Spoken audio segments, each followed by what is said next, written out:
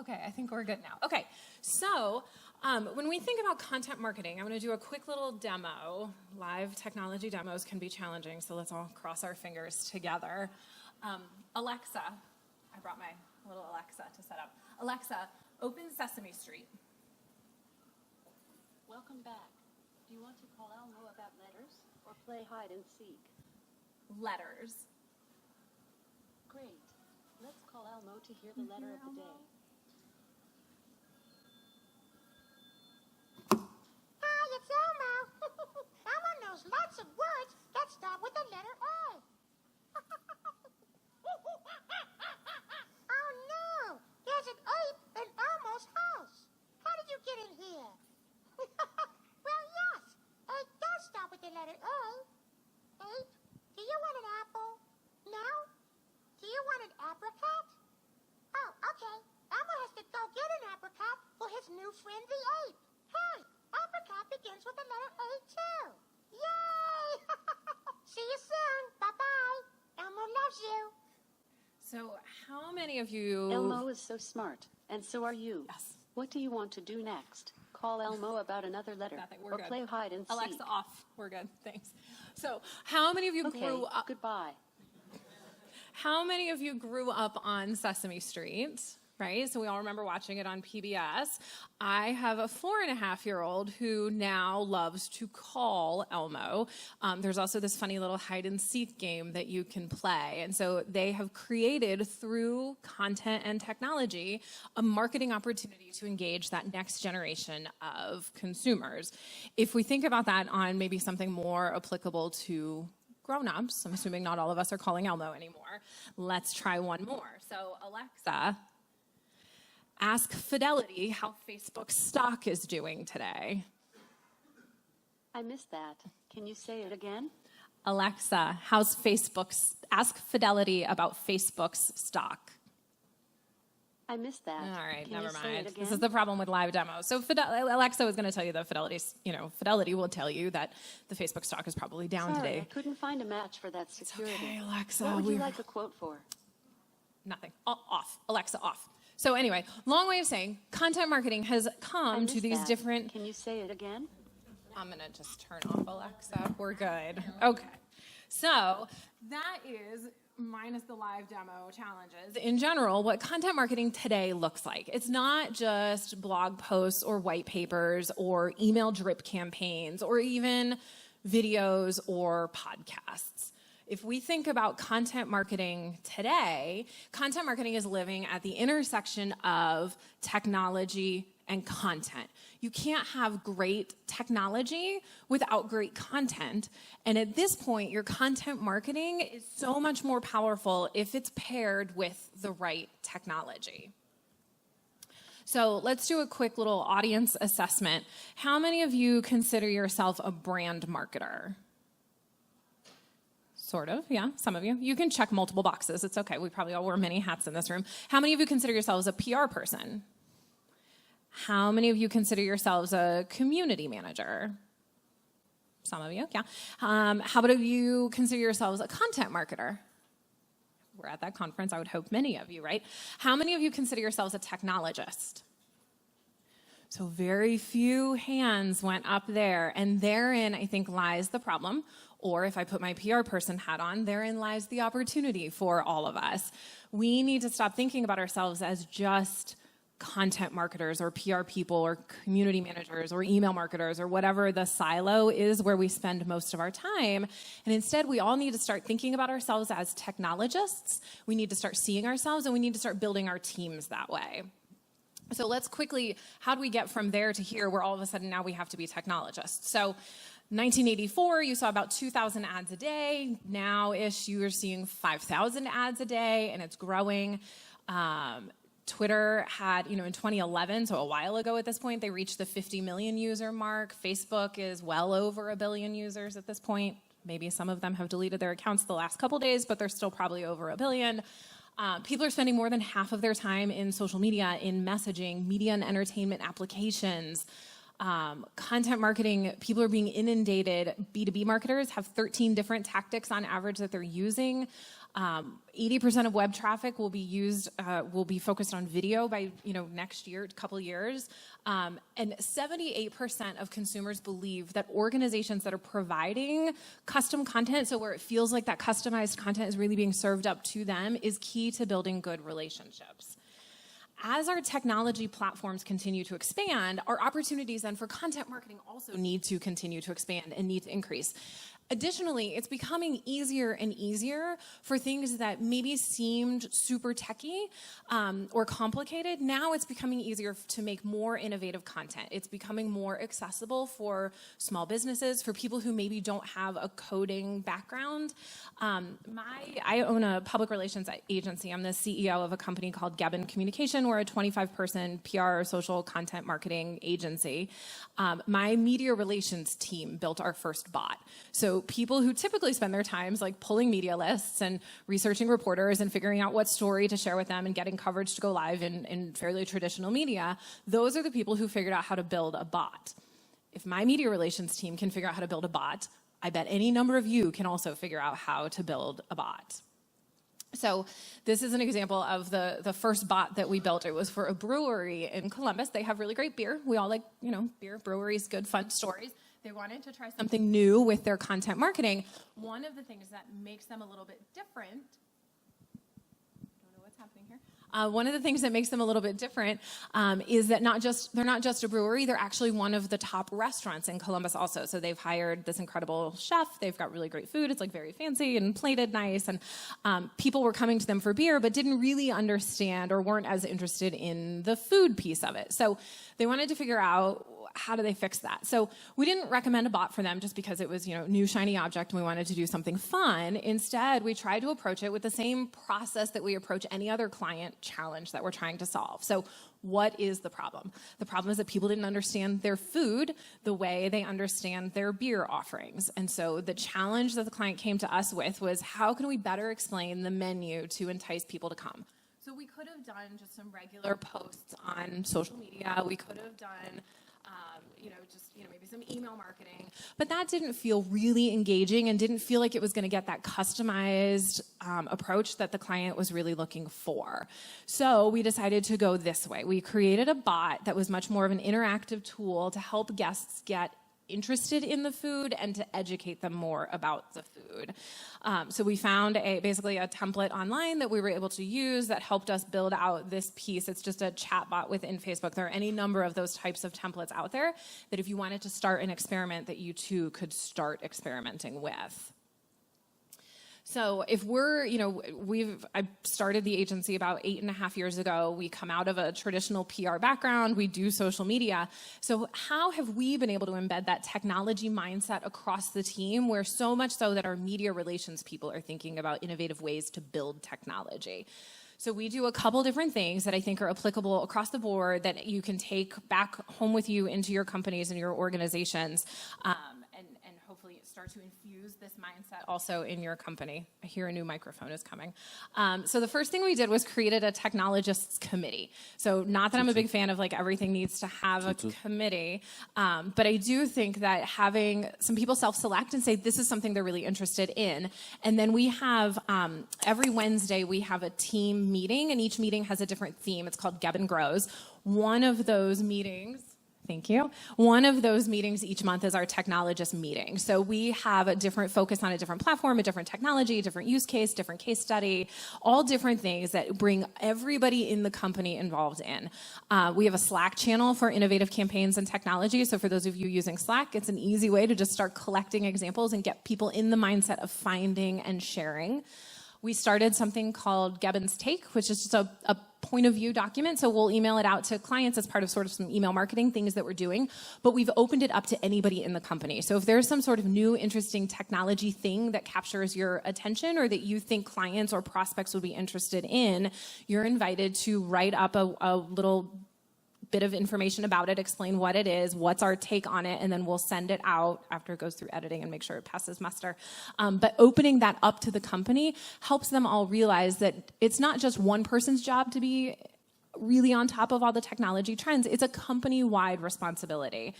The other piece is creating a sandbox. So creating some things that we've been able to do internally where we can test amongst ourselves. So we launched a podcast so that we could learn how to produce a podcast, how to promote a podcast, what are all the different pieces that go into making a podcast really successful. We'd started having some clients asking us about doing it, and I'm a big believer that I'd rather test it on myself than test it on a client sometimes who's paying for it. So we decided to launch it ourselves. We just wrapped up first season. We've learned a ton by doing it, and now as we're getting into doing it more so with clients, we're able to explain it better to them and help manage their expectations better and create better processes for them.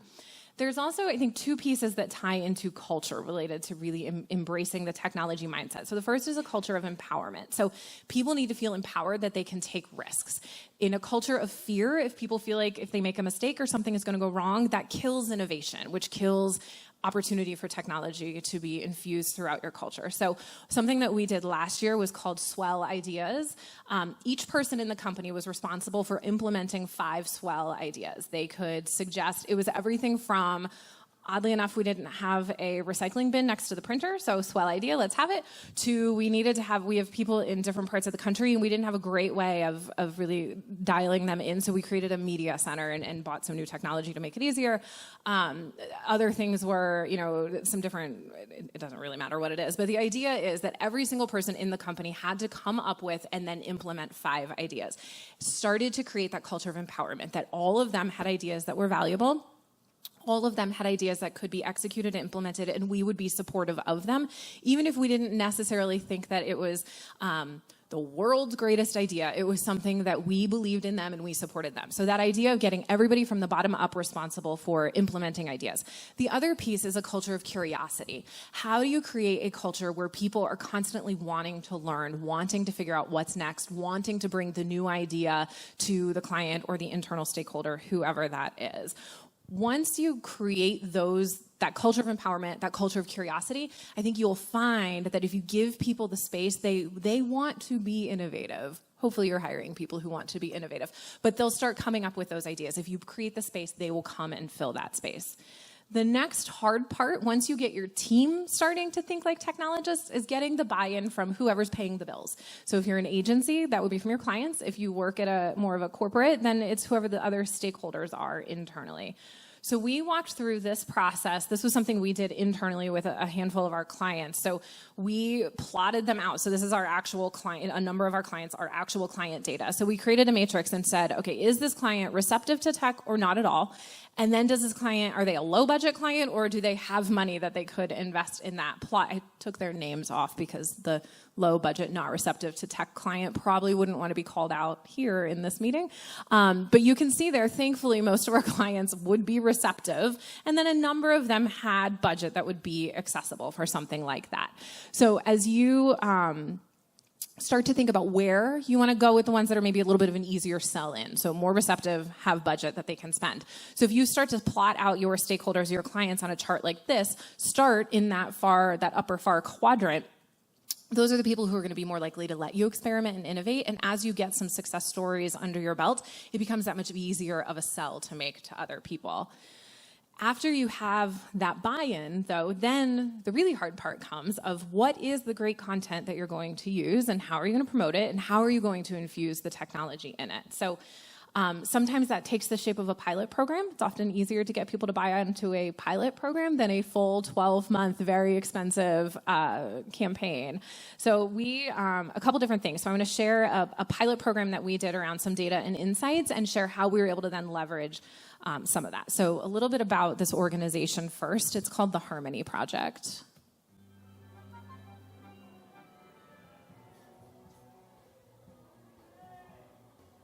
David Brown, Creative Director, Harmony Project. I work through the voices of others.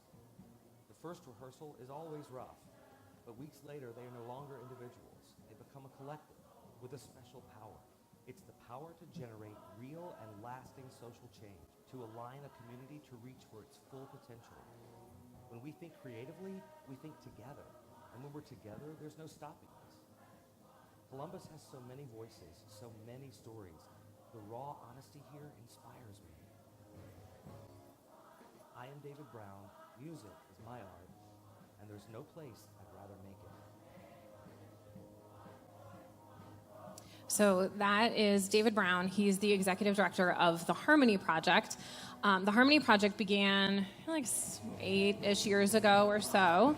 And they began as a 100-person choir. They were a choir. The only, you didn't have to pay to be a part of the choir. The requirement was that you had to commit to doing X number of hours of service in the community. So it was a mix between a choir and a service project.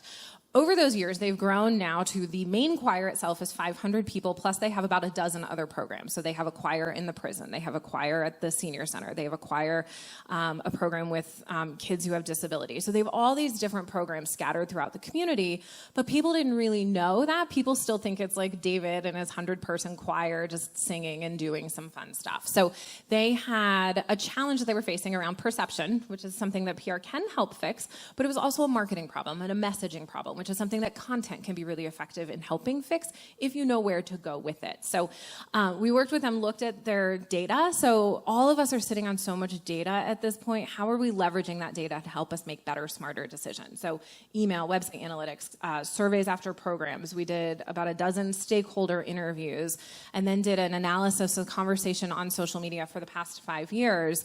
What we were trying to really figure out is what is the space between art and social justice that they could own, so that kind of ownable white space. Based on all of this data and all of these different pieces, we found some interesting things out about platform usage. Should they be doing more or less email? Should they be on, they've over-indexed on Facebook. They spend a ton of time on Facebook. What we found is the conversation around art and social justice is actually happening more on Twitter and on Tumblr, and they have had no presence at all on Tumblr. So if you think about where are you putting the content that you're creating, letting the data help guide you is helpful. Oftentimes we think we know, until we look at the data, and the data will tell us something very different. An opportunity that emerged that I don't think anybody there really had thought through was health. So when we looked at the conversations around art and conversations around social justice on social media for the past 5 years or so, one commonality that emerged between the two segments was health. So if you think about health, it could be public health, community health, neighborhood health. Those all tie into things that Harmony Project is doing. Plus, there's a ton of research around the benefits of being in a choir and heart health. So oddly enough, people who have anxiety, a lot of times if you're in a choir, you are all of a sudden breathing in the same way with everybody else. It helps lower your heart rate. So there was all this really interesting data around health. And so what we learned was that's an opportunity for them where they could start to infuse a completely different segmentation into what they're doing. The other piece, another example, we created an Alexa skill that thankfully works better than the Fidelity one, I might like to point out. It helped. So we took a data-driven approach also with the Columbus Marathon. So the marathon, we've been their community manager for the past 6 years, and we've helped tell the stories of their patients, tell the stories of their families. They raised $1.2 million this year, so it's a big fundraiser for Nationwide Children's Hospital. We've got about 20,000 athletes, so it's one of the bigger races in the Midwest. And what the race director believes, one of the reasons they've been able to continue to grow and continue to be so strong is that they find ways to connect with runners year-round, with the athletes year-round. We also have some walkers. And they're very innovative when it comes to technology. So they were the first marathon on Pinterest. They were doing streaming before streaming on Facebook was a thing. We were doing Ask the Race Directors via Ustream. So the race director really encourages us to think about how we can leverage technology to differentiate the marathon. So as we were trying to think about what could we do that was new and interesting and different for them this year, we looked first at the content. So what content performs best? What's the content that we know that people like? Every year, top performing content is always around the countdown. So people love to know that it's 6 months before the race, 30 days before the race, 5 days before the race. That countdown content always gets the athletes excited and motivated. Well, that we realized was something that we could apply to voice. So if you're going to think about technology, you also have to ask yourself, do you have the content that will translate into that medium correctly? It's hard in some ways to take something that is very visual and then put it in a voice medium if you're thinking about something like a skill. So, but a countdown type content, that was something that would translate to voice. So thankfully I've turned Alexa off and she's not going to start talking at me again, but we created an Alexa skill that was a marathon. So basically people could ask Alexa, how many days until the Columbus Marathon? And she would she would come back to them and say 50 days until the Columbus Marathon. It was a really good way for them to test out something different, for them to create a very different type of touch point. They were the first marathon in the country to have a skill. So another way for them to talk about how they're differentiating themselves, again, through content. They didn't have, tens of thousands of users, but they had enough users that it was a relatively easy thing for us to create. So it was a good use of time, a good way to experiment, and something that we'll do again as we prepare for the marathon coming up this year. As you think about the content marketing piece and is it working or not, is it worth infusing technology into it or not, that's where the data piece of this conversation comes in. So the content marketing and the technology-driven content marketing needs to sync up with your overall communication goals, whether it's increased brand awareness, establishing thought leadership, generating leads or signups, or whatever your actual communication content goals are. Your tech-driven content, it can't just be the fun, shiny object because we want to do something cool with technology. At some point, people will get tired of paying those bills, and they'll want to know what's the value. What is the point of doing this? So when you can find that sweet spot, that intersection between it's the cool, interesting, innovative new approach and it's creating value for your company, that's the sweet spot. So here's a list of all different ways that you could be showing value. So there are so many different opportunities to show that your content is actually doing something that matters. So increasing revenue, profit, growth, retention, reducing costs, complaints, risk, turnover, improving service, morale, reputation, creating new processes or new product opportunities or new services. These are all different ways that your content marketing can show value. And as you're thinking about how do you take technology-infused content marketing, it has to still line up with these specific things. If you can't show increases, reductions, improvements, or creations, at some point, someone's going to ask, what was the point of this? Why are we investing in this? Why are we doing this? So going into it, understanding what is it that you're trying to measure is really important. I was at a session once on reporting, and they were talking about the actual report itself. So you've got all these different dashboards and things you're tracking and spreadsheets and charts and all kinds of stuff that you've got a plethora of data that you could probably vomit at anybody who is asking for it.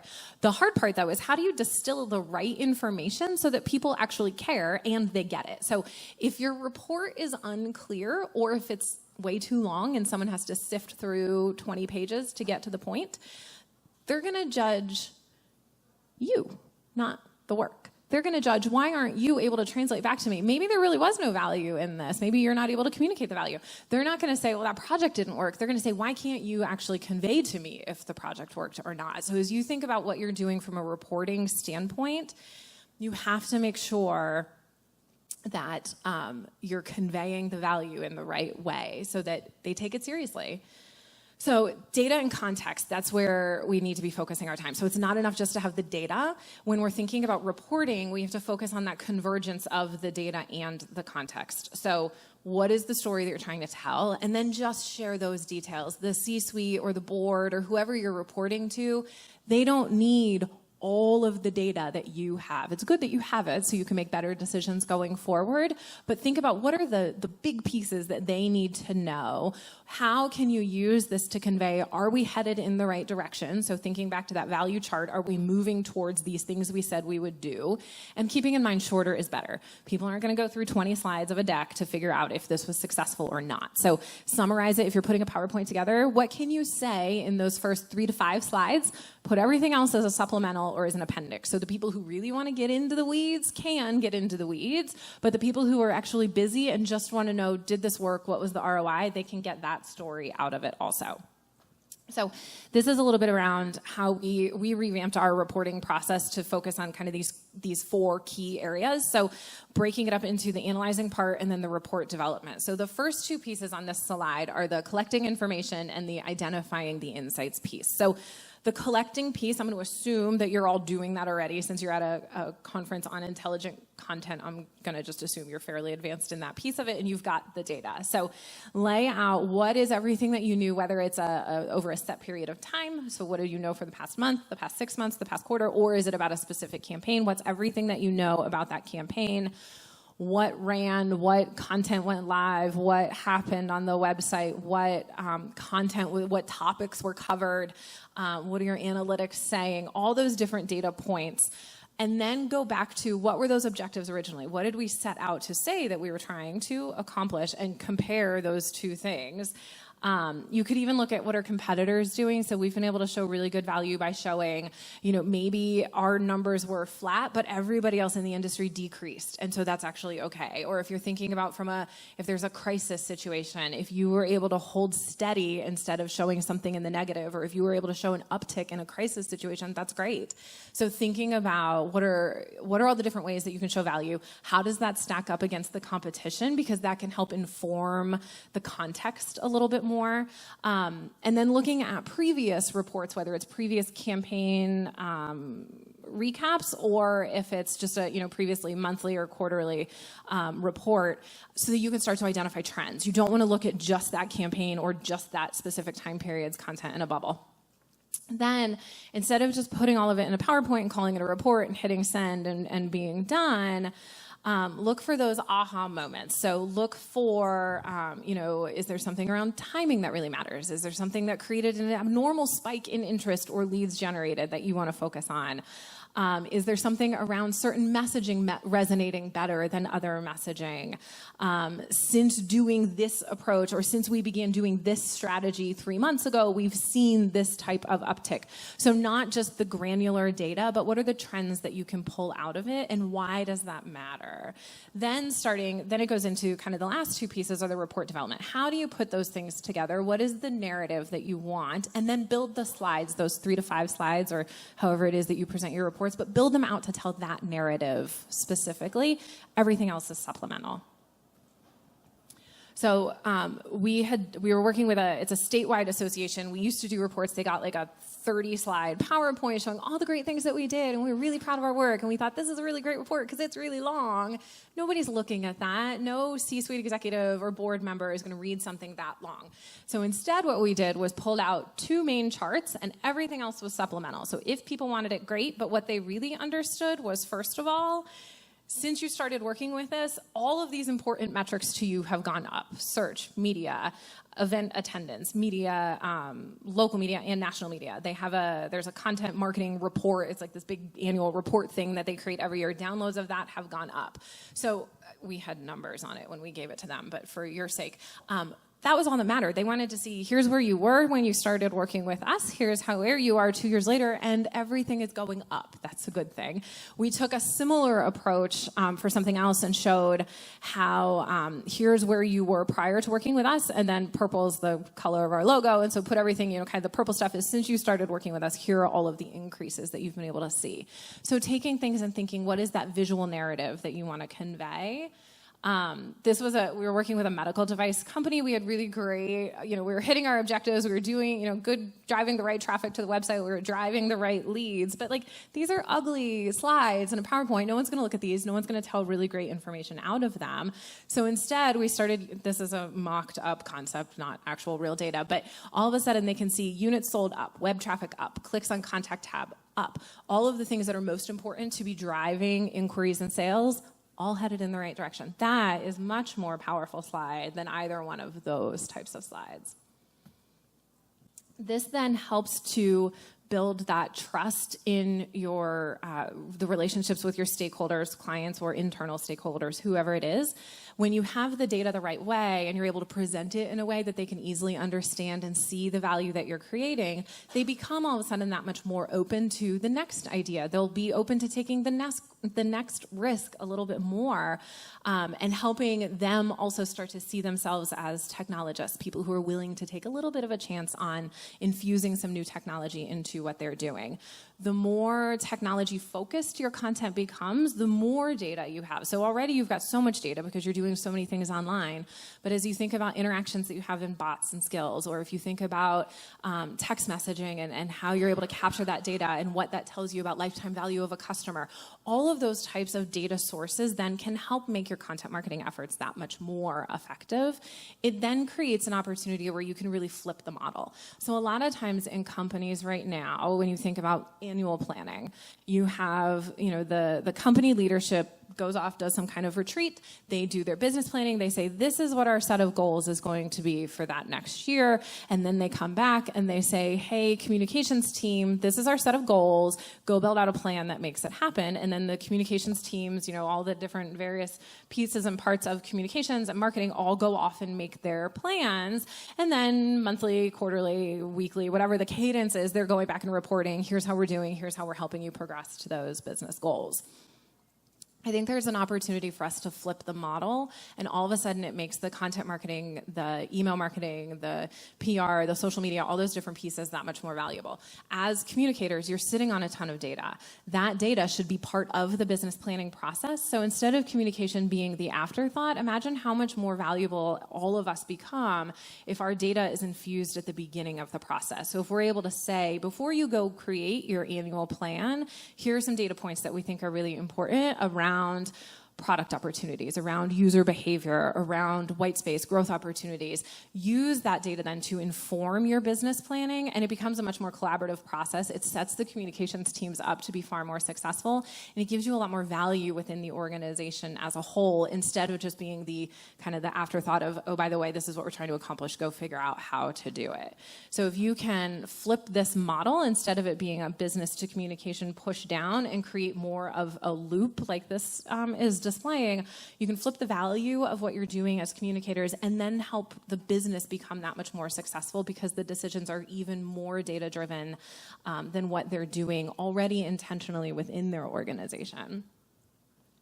So all of that is a roundabout way of saying, at the same time, we can't get bogged down in the data. So we're sitting on a lot of data. We should be making a lot of really great data-driven decisions. But at the end of the day, content marketing is storytelling. We all have some sort of story that we're telling, whether it's we're going to solve this problem for you, and so you should hire us, or here is this really great example, and this is why you should download our app, or whatever it is. We all are in the business of storytelling and using stories to evoke some sort of behavior change or action or next step. So all of us are trying to use content marketing and storytelling to create some sort of feeling, whether it's motivation, happiness, frustration, optimism, motivation to sign, any type of problem-solving opportunity. That's what we're trying to do. So if we think about where the opportunity is for technology specifically, and why we all need to be thinking like technologists, it's because all of us in this room have the opportunity to really be the team that bridges that gap. So instead of thinking like, oh, technology, there is no feeling, there is no emotion, it's just technology, it's cutting us off from each other, it could actually be the opposite. If content marketers can learn to be technologists, that's where the real opportunity is for us. When we can position ourselves at the intersection of technology and storytelling, what that really means is that we're sitting at the intersection of technology and feelings. And so how can you think about different ways to infuse feeling into technology? All of a sudden that makes your storytelling more effective, which makes your content marketing much more effective. And that's when you're truly providing new value to your company beyond just, here's the next campaign that we want to do. So I was at South by Southwest a couple weeks ago, and Ira Glass, he's the This American Life serial S-Town, for those of you who are podcast people, and he used this line. I thought that was such a good example, or a good way to sum up what all of us are trying to do as content marketers. Yeah, we're telling stories, but we're also telling feelings, and for this purpose, that means we need to figure out how to infuse feeling into technology. So when my 4.5-year-old calls Elmo, that brings joy. When I can call Fidelity and hear whether the stock market is good, bad, or ugly, that could evoke confidence or nervousness, but it's some sort of feeling that it's evoking. So all of us have an opportunity to bridge that gap between the technology and between those feelings.